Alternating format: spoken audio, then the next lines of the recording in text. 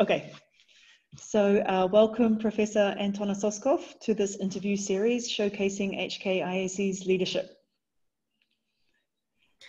Sarah, good afternoon. It's my pleasure to talk to you and to share my views. Thank you very much. So what I wanted to do first is talk about your career a little bit to give an overview. You are an academic and you have also been heavily involved in international arbitration for many years, as well as many other legal pursuits. I just want to touch on some of the highlights and some of the main appointments. Since 2002, you've served as Professor of the Department of Civil Law of the Law Faculty of the Lomonosov Moscow State University.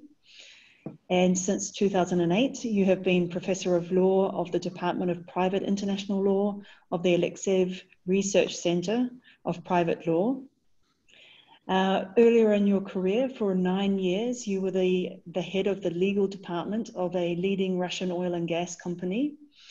Since 2016, you have been a member of the Council for Development of Arbitration at the Russian Ministry of Justice, and that's the body that's overseen a number of very important reforms over the last 5 years. And since 2017, you've been a member of the Scientific Advisory Council at the Russian Supreme Court. You've also worked with many arbitral institutions and organizations, both within Russia and outside of Russia. And you've sat as arbitrator in over 100 arbitrations on under the major institutional rules and also arbitral arbitrations. And you regularly sit as expert on Russian legal issues in arbitrations. We were very happy in 2019 in September when you joined our governing board, our HKIAC Council, as one of our council members. So it's been a real pleasure to work with you over that time. Thank you very much, Sarah, for this kind introduction. So I wanted to talk to you about how your career began. You've had a very long and distinguished career in academia and also in international arbitration. How was it that you came to be a professor, and how did you come to be so involved in international commercial arbitration? I think it happened quite naturally because my specialization in academic career was private international law, including issues of international arbitration. And well, I think it was quite natural to look into international arbitration where most of international cases are resolved in practice. And I like combining both activities, and I think that one capacity benefits from another capacity. For example, I think for students, it's always important, and they are interested not only in learning pure theory, but also hearing about real cases, how they are resolved in real life in international arbitration, and vice versa. When I'm sitting as an arbitrator or performing my functions as a member of governing bodies of arbitral institutions, I think knowledge about various theoretic nuances of international arbitration helped me a lot. So I hope that this is a good combination of activities. And I mean, you've been involved you're a member of the Council of Development for Arbitration in Russia. And as you say, you're a professor in private international law and a professor teaching international arbitration, and you sit as an arbitrator. So you really see arbitration from many different perspectives. And in Russia, over the last 5 years at least, there has been a lot of reform, and you've been involved in that at many different levels. What is your current perspective on the current legal framework for arbitration in Russia, and are there any areas in which you think it should further develop? Mm-hmm. I should say that the development of arbitration in Russia, unfortunately, it was full of various contradictions. And if we look into the situation before the 2016 Russian arbitration reform, on the one hand, we will see that there were a number of reputable Russian arbitral institutions with a solid number of cases which were resolved on a good level. But on the other hand, unfortunately, there were examples of certain malpractices. All people in Russia, they know about the expression of so-called pocket arbitral institutions. So the situation was like that, perhaps every big Russian corporation or bank in 90s, it organized its own arbitral institution, which functions under the auspices of this corporation. And then such corporations or banks, they pressed their clients in order to include arbitral clauses in favor of such institutions. Another problem, even we have a number of arbitral institutions who are, on the borderline between legal and illegal. For example, they promised to their clients to help with enforcement of arbitral awards, and even gave a kind of guarantee that in a month they will obtain money from their debtors. So of course it's not something that the arbitral institution can promise to its end users. And yeah, in order to address such malpractices, the Russian legislator intervened. This was because, unfortunately, Russian courts, who perhaps were in the best position to address all these problems and struggle with bad faith activities, they were not very active in this. And the Russian legislator decided to intervene, and one of the major results of the arbitration reform was to introduce the system of licensing of arbitral institutions, in order to exclude from the all such pocket arbitral institutions or arbitral institutions who are really engaged in illegal practices. Perhaps this was an overreaction, at least if we see look on this situation from the way how usually arbitration is regulated in other countries. This seems to be an overreaction. But still, I think the legislator had explanations why to do this. And in any event, we have to live with this and to continue arbitral proceedings in this new framework.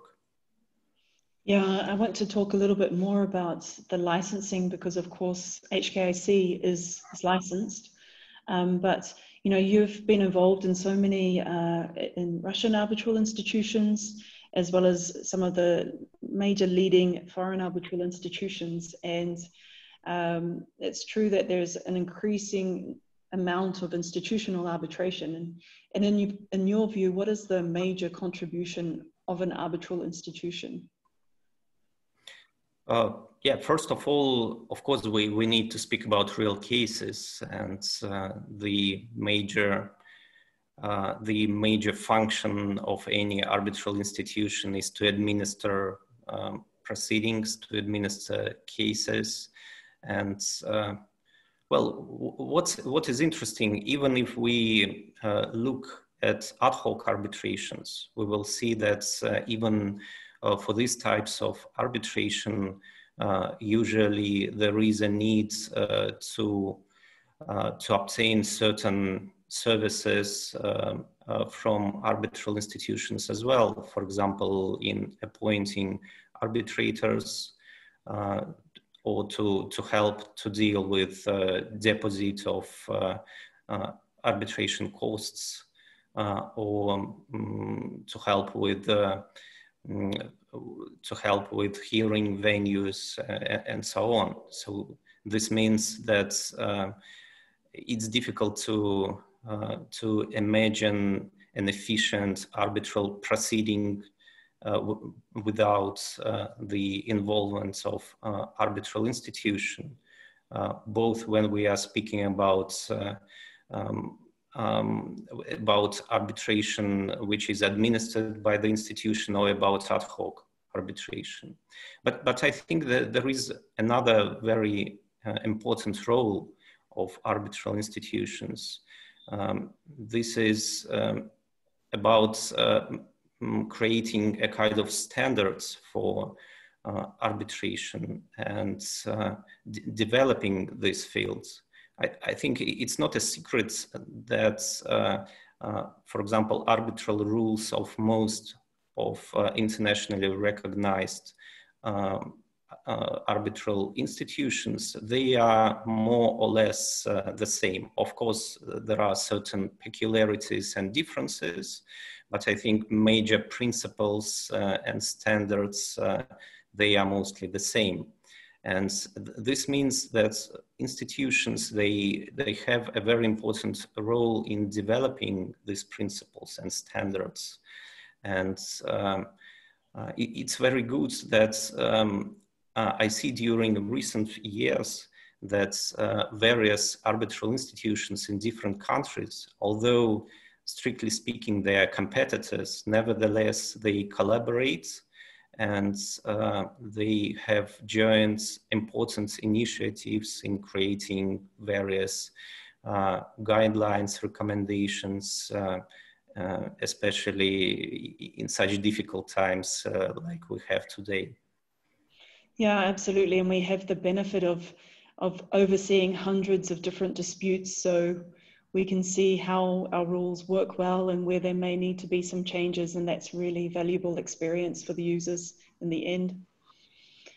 As you know, in April 2019, HKIAC was recognized as a permanent arbitral institution under the Russian reformed arbitration law. And we took that decision quite carefully after looking at the reforms and seeing that that concept of permanent arbitral institution was in place, and that by obtaining a license, we could be of use to some of the users. And I wanted to ask you first how you think that that has been received by Russian users. But then I also wanted to talk about and ask you about a subsequent development when in February 2019, February this year, we joined forces with the Vienna International Arbitration Center and put some requests for clarifications to the Council for Development of Arbitration, and their response was forthcoming in May. And I think that that response was also helpful for users. And I wanted to get your take on the first question of HKIAC's obtaining PAI status, and then on the contribution of that joint effort by VIEC and HKIAC to the users.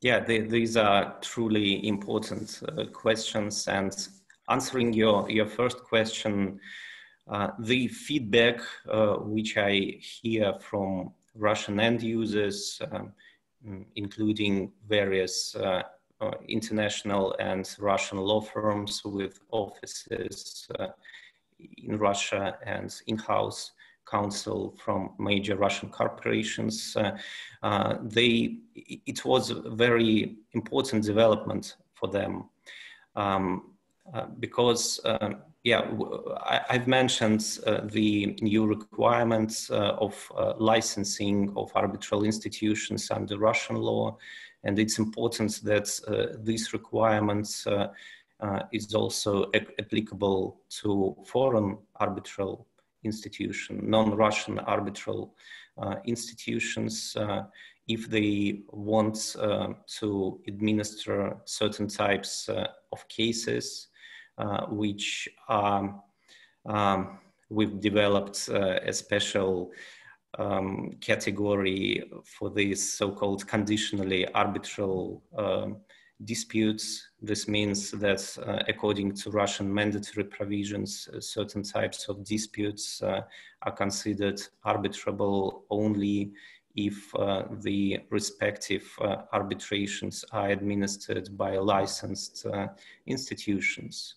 And among such disputes are, for example, corporate disputes, including disputes, contractual disputes regarding shares and participatory interests in Russian companies. And for example, ordinary disputes out of SPAs, SHAs, so share purchase agreements or shareholders agreements regarding Russian shares, they are also conditionally arbitrable under Russian law.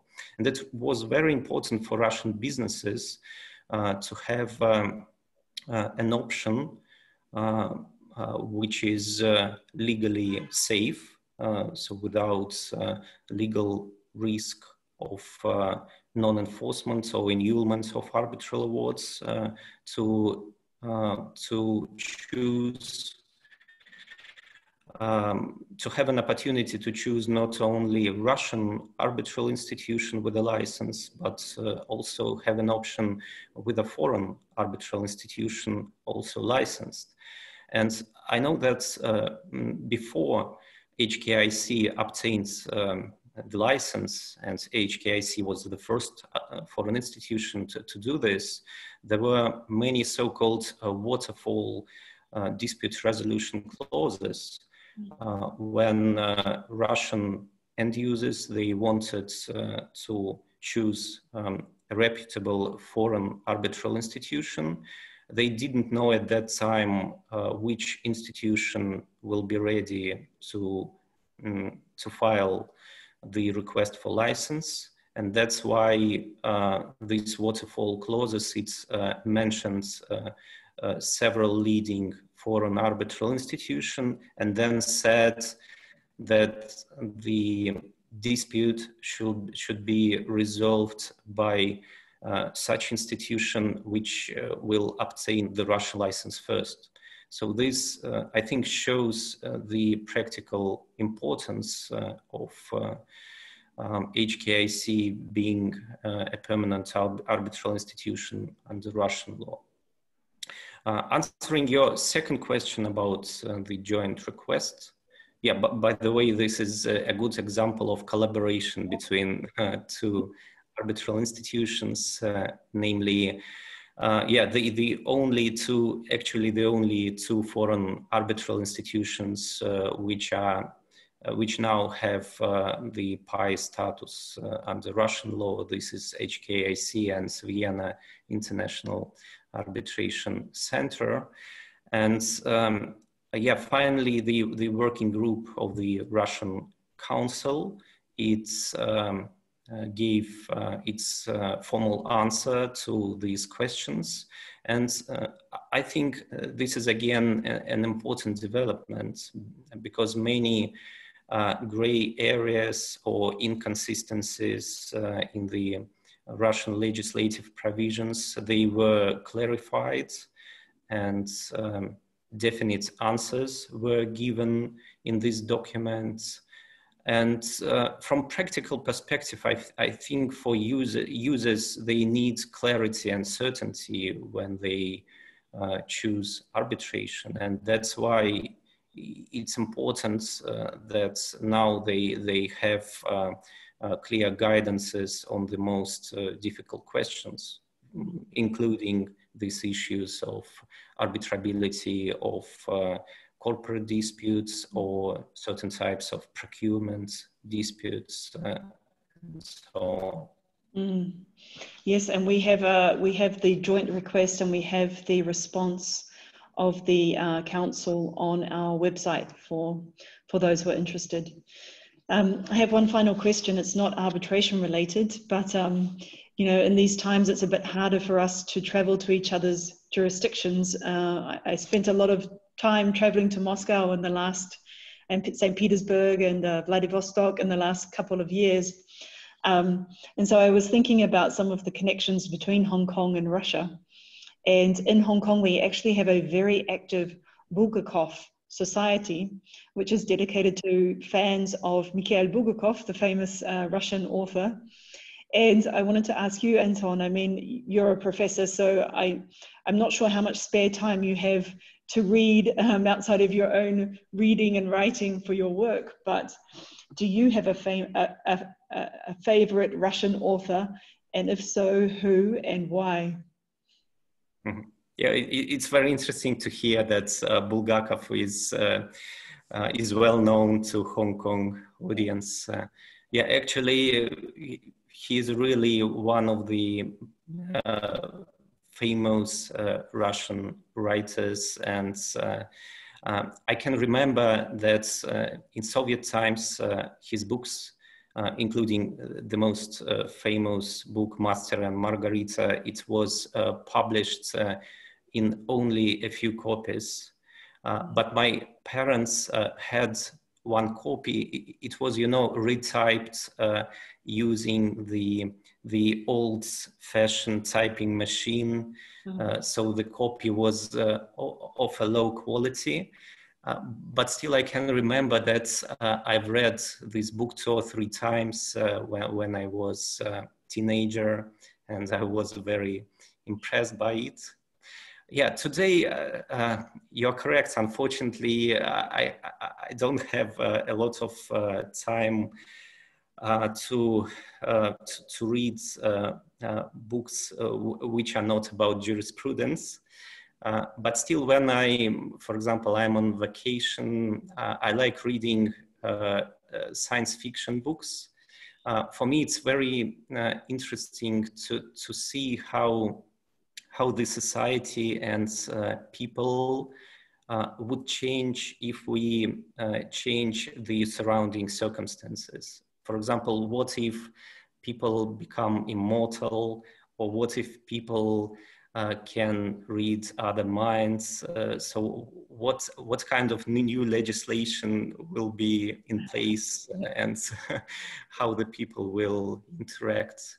And yeah, I would say the events of this year, I think they could have become a topic of such science fiction book several years ago.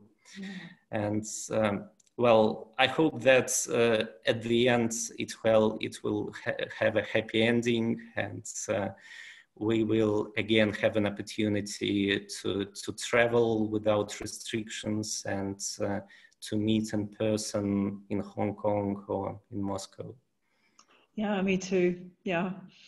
Well, listen, thank you so much for your time, Anton. It's been great speaking with you, and it's a real pleasure to have you involved with HKIAC. So thank you for all of your time.